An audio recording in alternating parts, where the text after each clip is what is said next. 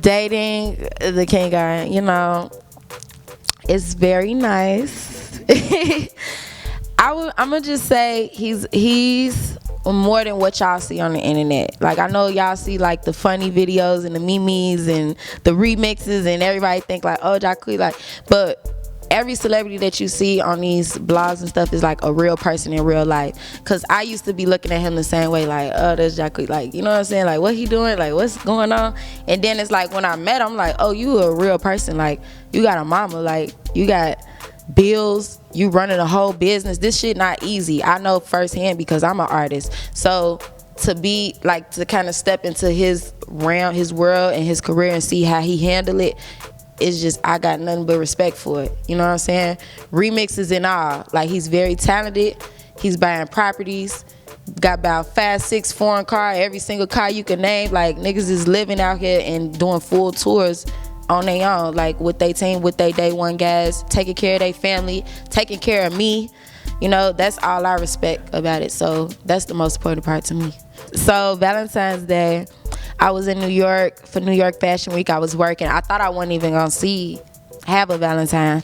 And he booked me a flight. He like, I got a show in Houston. I want you to come to Houston. I'm like, okay, I'm come to the show. I'm thinking we just gonna, probably go out to eat and this, that, and third. And when I got to the airport, he picked me up from the airport, came in, grabbed all my bags. Niggas don't never want to get out the car and come in the air. He came in, got my bags, got me in the car. We was like, smoking, chilling. We rode to this like condo, this nice condo in Houston.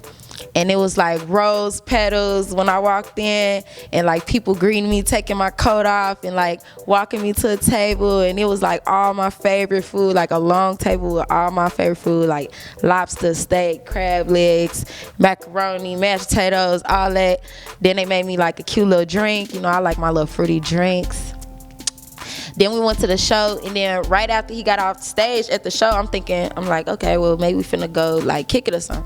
He had his guys come in with like 3 Chanel bags, and one had like this big Chanel purse in it. The other one had some Chanel slides in it. I got my son Chanel slides. And then the other one had my puppy in it. And that's when I took her. I'm like, oh, and it's like, name her. I'm like, Chanel. Like, what the fuck? I gotta name her Chanel. And I had my puppy. Then we went back to the room, and it was like roses and balloons, and he had me count the flowers and tell me the meaning of the flowers. He had like a letter he wrote for me. We went back to the store. We went shopping. Like, we was just having a good time. It's gonna be real personal, because one thing about me, I feel like my fan base miss me talking from the heart.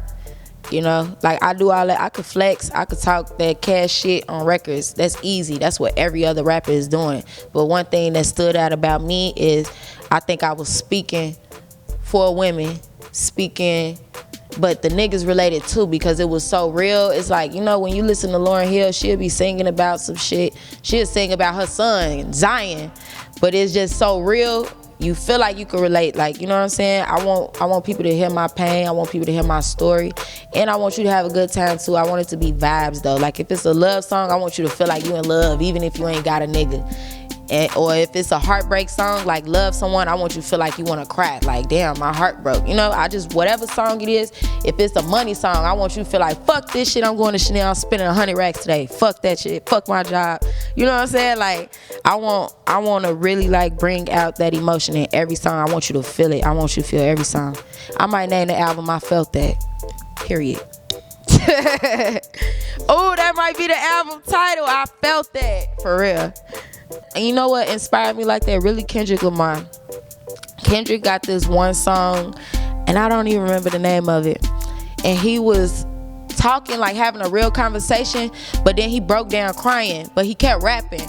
Like, so he was rapping while he was crying, like the whole last part of the song. Like, he's like, I fucking hate you. Like, how could you? Like, I was just like, damn, like, is you crying in the booth? It just made me feel like I wanted to cry. Like, he was talking about some real shit that made me feel like dang, you taking this rap shit to a whole nother level. And then he had another song on there when he was like just rapping, and then he was like I could die right now, and then you heard the gunshot, and then the body fell in the booth, and then the beat just kept playing. You ain't hear him rap no more. I'm like he's bringing these songs to life. I love that shit. So that's really what I want to do with my next album. I want you to cry. I want you to feel like, you know what I'm saying, we bringing this shit to life for real.